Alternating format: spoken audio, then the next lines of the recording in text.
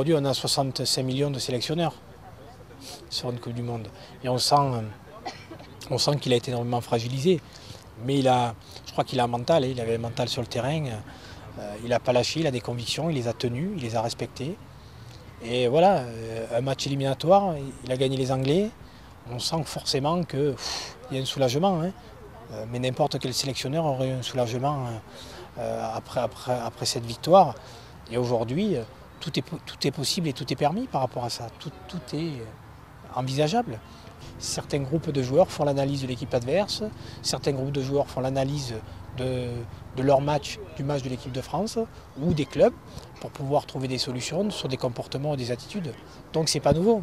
Et je pense que c'est normal parce que les clés du jeu appartiennent aux joueurs.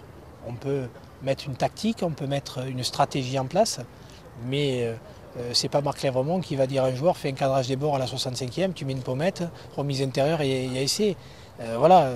Donc on s'aperçoit que la vérité du terrain appartient essentiellement aux hommes qui sont sur le terrain. Ça reste qu'un match de rugby, il y aura 80 minutes voire plus pour s'expliquer.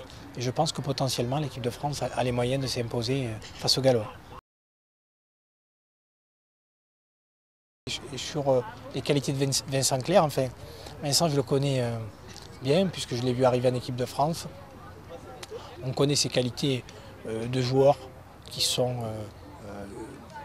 de joueurs de très haut niveau, mais ce qu'il faut mettre le plus en valeur, je crois que c'est ses qualités d'homme et ce qu'il apporte à l'équipe de France sur le terrain et ce qu'il apporte à l'équipe de France en dehors du terrain. Et ça prouve le remarquable compétiteur que c'est.